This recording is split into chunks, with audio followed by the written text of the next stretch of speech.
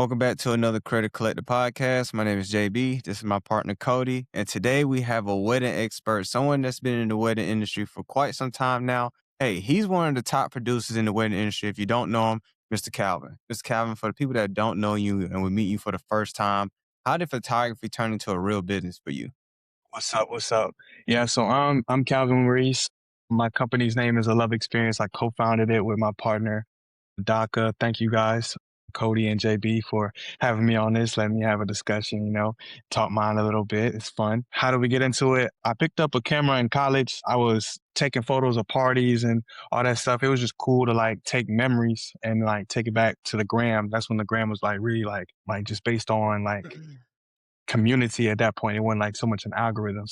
We got to post, went out to the whole school, like, oh, that was me. I was acting crazy. Or like, look at me, my outfit was flea. I like those memories. Yeah. And, of course, out at Kennesaw, we was a pretty tight knit group when it came to the media side of things. So that's when I met my partner, Becca, out there, and we teamed up and started shooting weddings, mainly out the strength of like, God is love, one, and then two, we like documenting memories. So that's what we jumped into, and it's been growing ever since.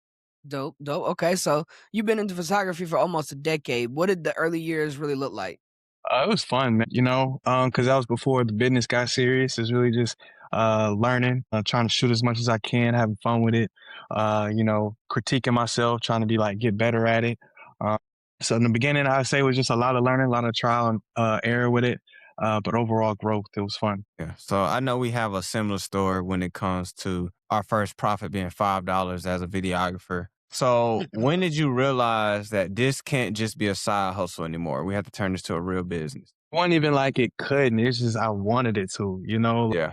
Cause the story on the $5 one, I was taking free pictures of my best friend since before I had a camera. Like I'm talking like just OG friend, like, since a kid, and we was taking pictures for her clothing brand on the train tracks. I'm just thinking like, all right, cool. I'm gonna take some photos. She handed me a dove. I'm like, no, I don't even want this. Like, it's cool. No, you earn this. You earn this. I was like, you know what? People value this skill. So let me see like what I could do with it. And of course, you got to eat. I'm a man. You feel me? So just got to turn whatever skill you got into a business and Yeah. into income. You're right on that. You got to figure something out. You can't just sit around and wait for it to figure it out for you. So you built a 7-year wedding company, which ain't nothing to sneeze at. That's pretty good. What's the biggest mistakes photographers make when trying to scale in the wedding industry? Man, just being to yourself. You got to put yourself out there to more than just clients. You're in this whole industry together. It's bigger than just you.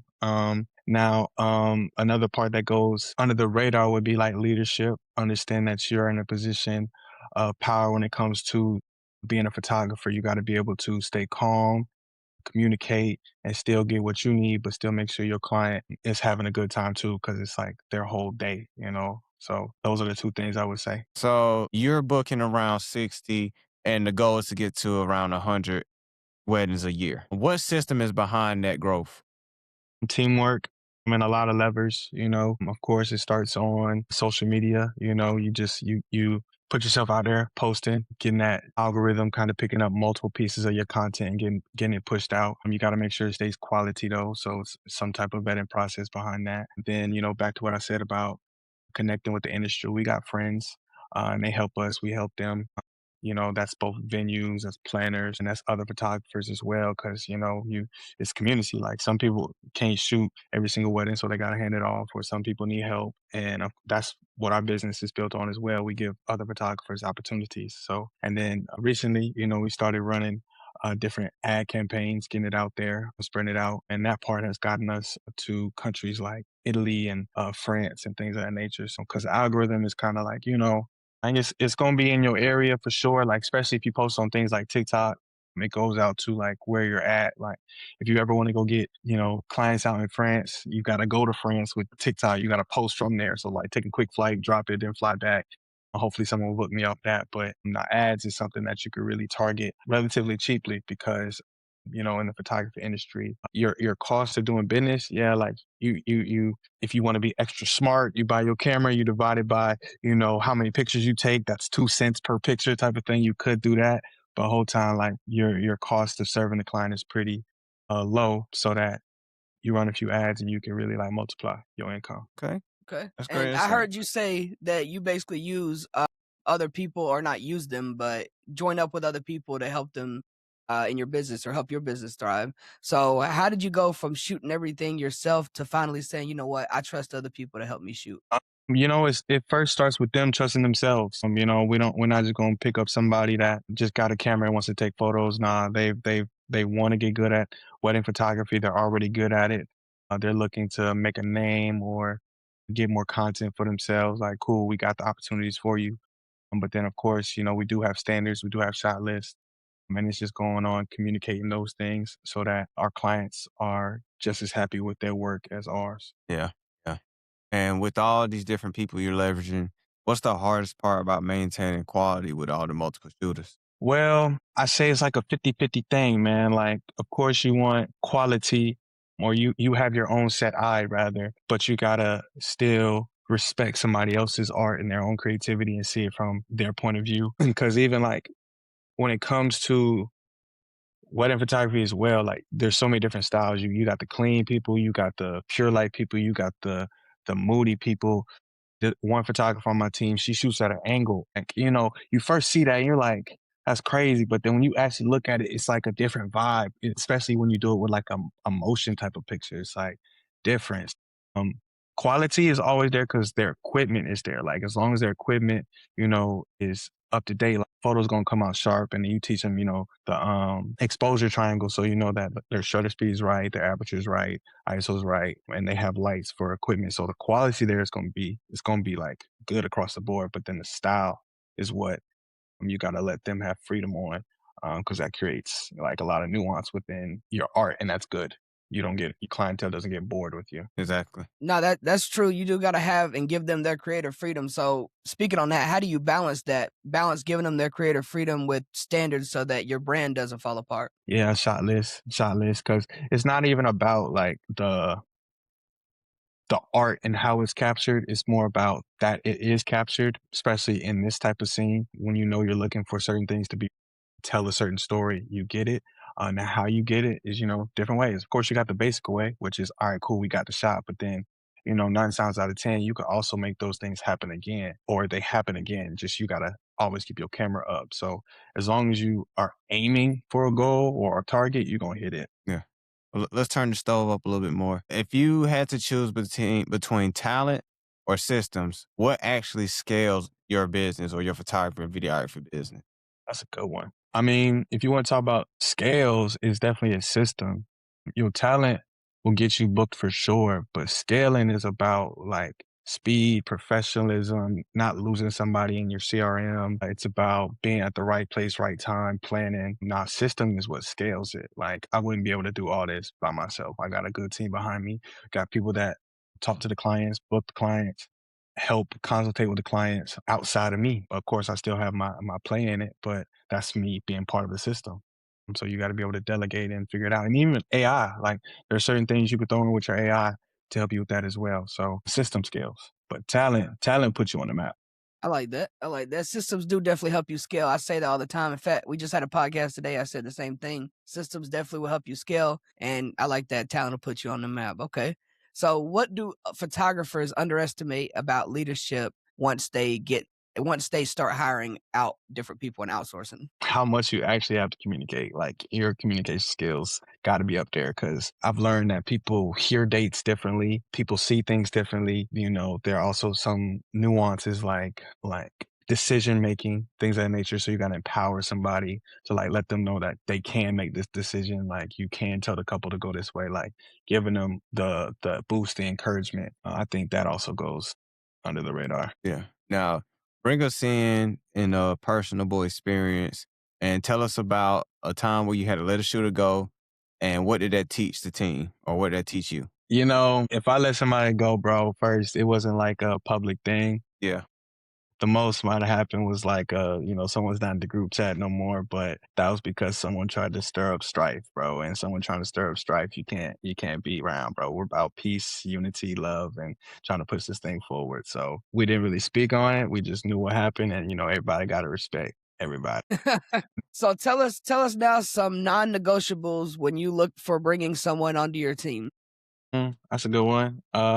Equipment. It's that really makes the job easier when you have the equipment already. Knowledge with light, like understanding how it work, and of course your settings. Like I say, you call it the basics, but like it all depends on what you call the basics. But the basic knowledge of your camera, it's just kind of like an intangible, but you gotta just really want to do wedding photography. I want that to come out of your heart, like that you really want to do this because this is about a whole family memories, not just 5 photos on the gram or making some money. Like, no, these are people memories. So I want you to actually care about it. So I know we all got trigger points and we all have, well, most of us want to be leaders in some type of way. And I personally struggle with, say, if something go wrong and the client don't like it, I'm going to call the person that messed it up like, hey, look, we need to talk. And I might come off aggressive. I had to learn like, hey, calm that down and actually work through the problem versus attacking the problem and not literally finding a solution. So what's one leadership mistake you've had to learn the hard way? Hard way. So you think by the way, like coming off like aggressive, do you think that's a bad thing? That's a bad trait? Uh, it can be, because it don't make the situation better when you look back on it. It's like, I didn't do nothing but just cause a bigger problem instead of hurry up and getting this solved so we can move to the next. It's either I'm gonna work with the person again or I'm not. But that's at the end of the day, that's the only question that comes back to the board is like, you gonna work with them or you're not. But you sitting there showing, and I think as a leader, the moment you show aggression, you lose because that shows that you are not one emotionally disciplined and someone can't follow you because you're losing yourself. Okay. Yeah, if you're talking about a standpoint from like wilding out on somebody, yeah, that's OD. But I think it's really advantageous to be a straight shooter when you're a wedding. Well, not even a wedding, when you're a leader. So that people know like what to expect out of you. Now, of course, you got to mix in like encouragement. I think that's really the key with it. Yep. Because that's happened too, like somebody wasn't happy with the other photographer. I'm like, all right, cool, bro. Like this was not good. Like you missed this, and I'm telling you like how you missed it. Like we're breaking down the problem because, I don't know if you heard of photo mechanic, but you can like really tap through all your photos real quick. So I sit there on FaceTime with them, and going through like, nah, this is what your settings was. This need to be better with the whoop. You got this, bro. Like we can't have bad quality over here, bro. So like do better with the whoop, and continue to work with them. But I don't think if you hot-headed with it, yeah, that's a problem. That's a problem. I get you that, especially Yeah. if you like in the wedding industry. Like if you're military, that might work for you, but like, nah. Yeah, exactly. For me though, the lesson I would learn the hard way is I'm cool at having those conversations and having that dialogue. That don't be the problem. But what I had to learn was don't really do it in front of other people though. You gotta, you got, you So not only did you get on the head, you got the client right here like, it, I'm finna blitz you right here in front of them so they know what's up. yeah. Mine wasn't even. I Yeah, say though, it was more so passive aggressive. That gotcha. was a problem too, because it was like in passing conversation, like, nah, bro, like you really could have did this better, like, versus like a sit down, like get your spirit, get your mind ready for what I'm about to say to you, Yeah. so that you're not caught off guard and you can hear with the right ear, because that could change a lot. It's not even, they say it's not what you say, it's how you say it, but it's also when you say it. So Oh yeah. you got Yeah. to really take all those I into was I was account. bad at that for a long time. Like I would say it at the worst moment in history. Because if I feel it, I'ma say it. It's like I don't care. I don't care how it's gonna come out. As long as it's said, he can cry all he want, but he gonna get over it. So yeah. Exactly. There was one time I was working valet, right, Yeah. for this hotel, and it was Yeah. actually going under on the low key. Yeah. But they always called us into this meeting, right? And it was like the head boss, the manager of this place, the manager of this department, and then the valet. I'm like, I don't know why I'm here. So like, let me ask why I'm here. Like, Yeah. like all y'all do is come here and say everything's going good, but I'm hearing this place going down. Like, what we really doing, y'all? And like that Yeah. ruined the whole meeting. Like, but My like, God. so now I was like 20, 21 when I said that. And to me, right there, so that happened. And then one time with one of my photographers, I said, "No, bro, you got to pick the right place at the right time and say it the right way." Exactly. Yeah, that's Yeah, that leadership is a hard thing, man. It's so hard to the point where they have books for it and you have to buy it mastered. there it is. There it is. And But yeah, you got it, So, Cody. so you ran ISO Studio as a community space. What did it teach you about? Sorry, what did that teach you about creatives? it taught me a lot about how far this art can get pushed, man. Like I've seen so many different light setups. I've seen so many different pieces of like creativity where they're building sets, they're trying different outfits, different like playing with light. It's like cool, man. And then it was also cool to see people come together Mm-hmm. and make even bigger projects, and then meet celebrities as well. Like it was really a whole like it was a dream. I can't lie. Yeah, yeah, yeah. Do you think photographers struggle with community instead of competition? My world, you know, I got some pretty good friends in this industry. We all teaming up, we all collabing. We all, of course, have our own thing, and then we get piggyback. Some uh go into like events and they need help with that. Some people go into weddings and need help with that. Some people on like commercials and on sets and need help with that. So as long as we all like figuring out how to work a camera and connect, like it's been growing. All right. So what about the community as a whole, though?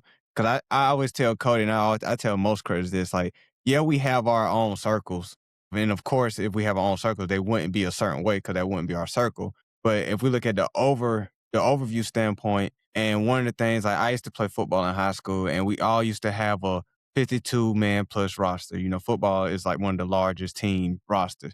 But out of those 52 people, if you have 5 or 6 different pockets, that team can be trashed because of that versus all of us coming together as a 52-man roster and being one community. I think that's the problem with our community as creators. We all have our small pockets, but then when that creator that's not in the pocket come around, it's like, hey man, we don't know you. You better earn your strike to talk to me, man. Like you got to show some work.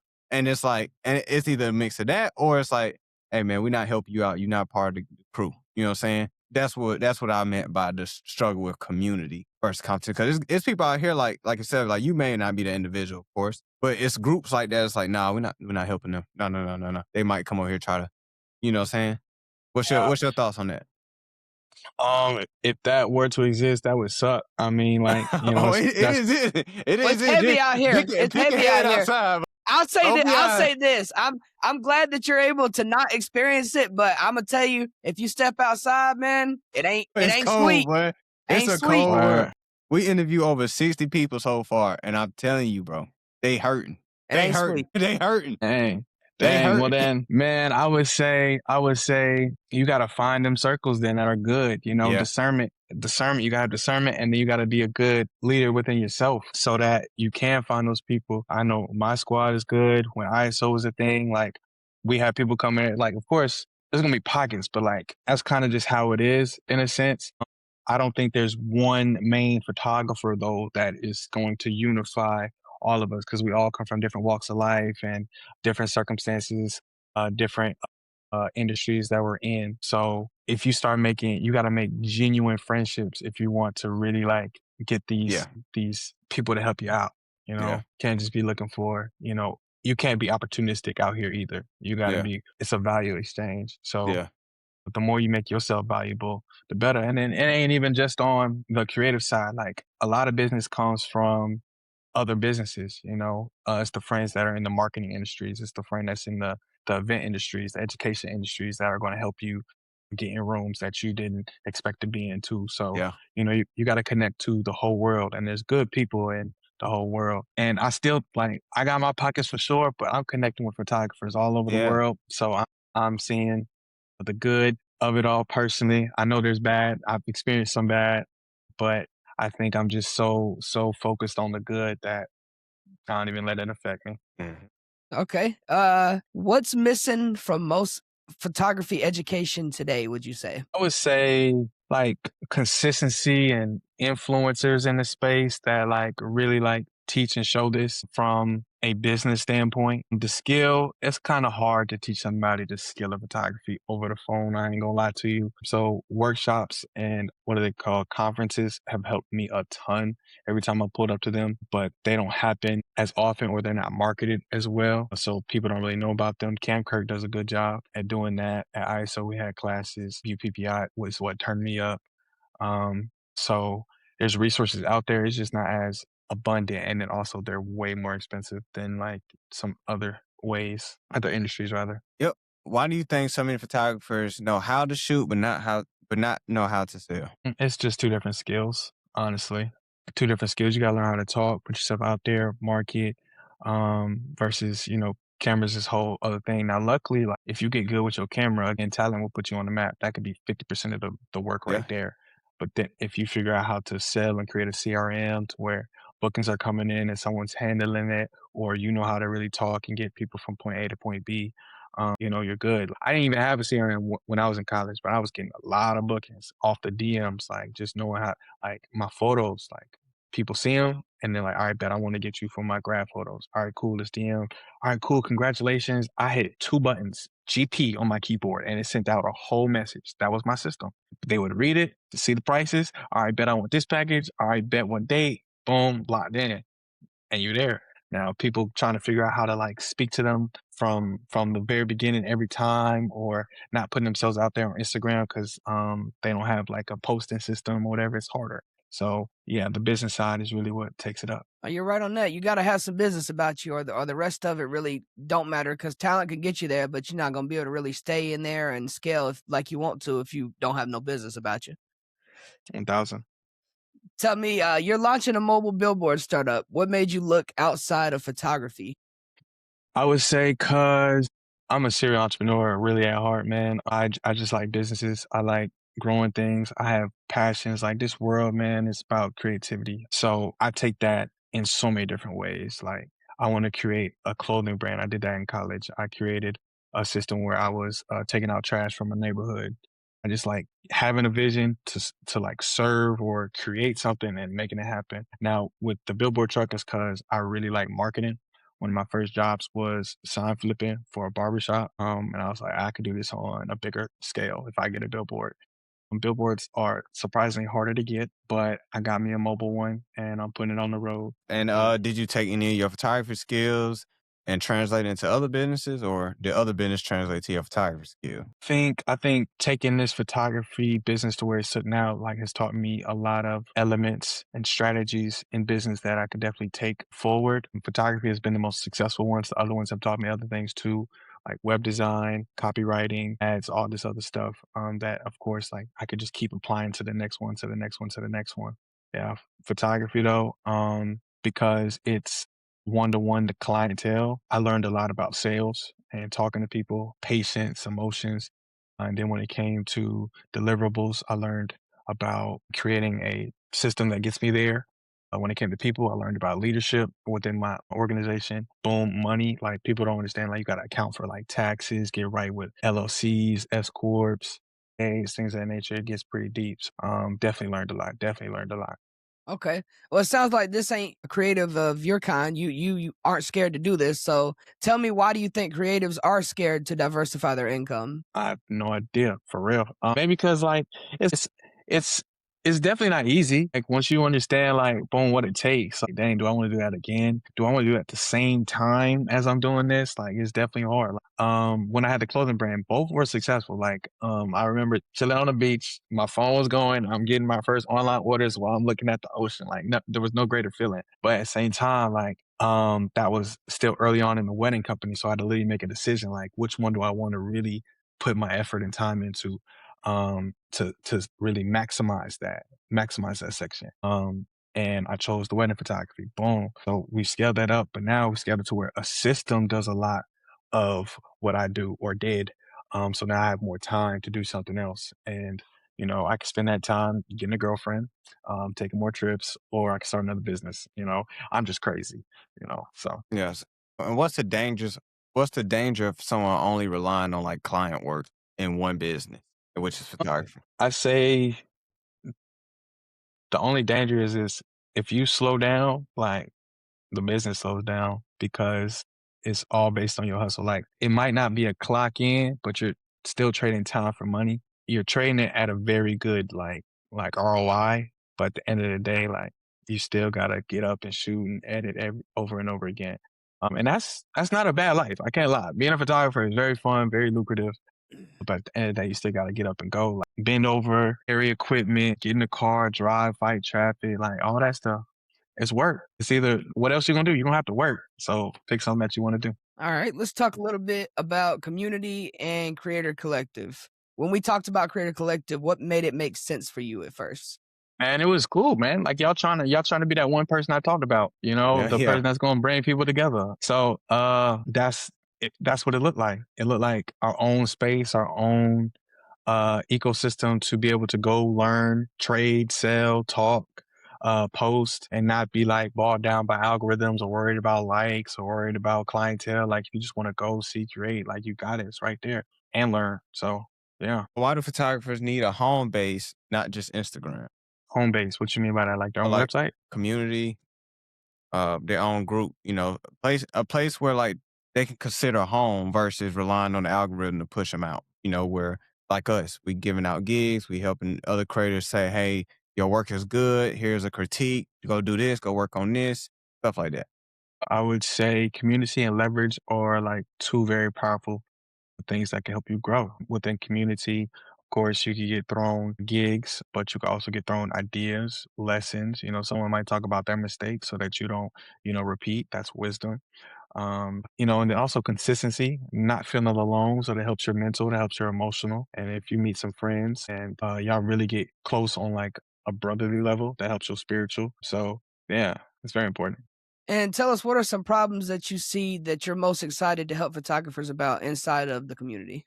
Business, man. Talk about business, bro. Like how to actually like leverage what this system is, man. Like I'm talking about actual business. Like I'm talking about business credit, getting your LLCs right, running it up so y'all understand like what it is to touch a lot of money, how to move it, and then set yourself up off your camera. Like, cause taking pictures and getting clients is one thing, but then like you gotta take it somewhere. Yep, That's yep. what I'm excited to show 'em. And we have a few more questions that we're going to go into, but this is a banger one. If a photographer joins Credit Collective today, what should they do first to see a result? What should I do first? I mean, I think you should go straight to the education first. I mean, see what's there to offer. Because it's about learning. The more you learn, the more you go, the more you grow. I would look at the equipment after that. You might get a deal on Yeah, something nah, like for that, real. and see what's going on. Folks selling they lenses for, way more than way less rather than Yeah, what it would be at the store. definitely that. Definitely that. Yeah. What would you tell a photographer who's stuck at making that $2,000 to $3,000 a month? Because I mean, people hear that and they think, "Wow, I'd like to make that," but that really ain't a lot of money. So, what would you tell them? I say first you gotta set a higher goal. You actually gotta like set it and believe in it and give it like they call it the SMART goal. Give it that so that you can like walk into it. Two, consider raising your prices if you feel like your quality is up to date with it, or you just gotta up your value, because it's also based on what you give, how long you spend, what they're allowed to do. There's different leverage points that you could pull. And then three, find ways to put yourself out there, whether that be, the forbidden free shoot, but free shoots definitely turn to paid ones, whether that be spend a couple dollars on ads, setting up your website, like figure out what your bottleneck is that's stopping you from getting more clientele, whether that be like you picking up the phone or not texting back fast enough. Like figure out what's stopping you from doing that and like plug that hole. And then you'll get to 4,000, then you do it again, you'll get to 8,000. And then, you figure out from there. What's one belief holding photographers back that needs to just disappear and die? Let's see if I can look in the mirror. Right. Mm, I'm an honest man. I don't even know if I got an answer for that one. What y'all think? Okay. Well, I think what you said, not believing in doing the free shoots for people that need to promote themselves. Some people just like, hey, I need to get paid, but you suck, suck, suck. Um, that's one belief that can Yeah, yeah. die. I mean, I think that goes for all creative industries. It's like I think a lot of us think that we're at a certain level and we deserve a certain amount, and we can't work with this person or can't work with that person or whatever the case may be. But instead, we just need to humble ourselves sometimes, let go of our ego, and do the job. Collaborate with the person. Put the post up on your story. Just let it all go. Share and collaborate. I think that's a big problem in the creative field as a whole. Word. And lastly, I think I learned enough to where I'm straight on learning. That's a Yep. that's a sentence that I want. We actually just I hate to call them out like this, but I have to. I hate when our people come in, learn some game, and I don't think I need to learn anything else. And it's like, yo, this like a forever going skill that's like you're gonna learn something every day by accident. Like it may be, oh, I connect this mic into this boom mic. It's like it's something that small. It's like you continuously learn it, and there's some stuff that can't be taught because it's like one of those creative things. It's like you just have to be creative. You can't teach creativity. You can't teach someone how to be a better painter if you just ain't got it. Like you don't have it. I can teach you the basics, but you don't got it. It's like, we're gonna Yeah. Yeah. 1,000. Being a lifelong learner is literally like it, bro. Cause that if you adopt that mindset, that helps you in so many different fields of endeavors. So that'll make you a better man. That'll make you a better shooter. That'll make you a better Exactly. business person. Like, just keep learning. Like, I just learned that my truck, like, boom, I can control the screens on my truck with my computer right now. All right, cool. But then I was cool with that. Like, dang, like it might be harder and all that stuff. But like, is there a way I could make it control with my phone? All right, let me hit Google. Let me hit ChatGPT. Let me learn about it. Yeah, there is. Now I'm about to upgrade my truck, and that's about to make my life Easy. so much easier. So like, yeah, you always gotta keep learning. And then when it comes to the free shoot, I got a saying like, how do I even go? It's like one free shoot turned to two, two turned to four, four turned to more. And by that one, like I mean like that first free shoot turns into a paid shoot, and then it multiplies from there. You got to get momentum. You got to get that snowball going, because then off that free stuff, like three things happen. One, you get content to post. Two, you got an advocate. You got somebody that's out there going to speak about you. And then three, you got a testimony. So like you got actual evidence. You got better. Yeah, like it definitely need that. I totally agree. So tell us, we got 2 more questions before we get out of here. Tell us, what does success look like for you now compared to when you first started? Oh man, I remember being young, bro. It was just running up money, bro. Can I get the number as high as I possibly can? Now it's about stability, bro. Like, what can I do to, of course, still get, the number higher, but it's more about like cash flow. Um, Yes.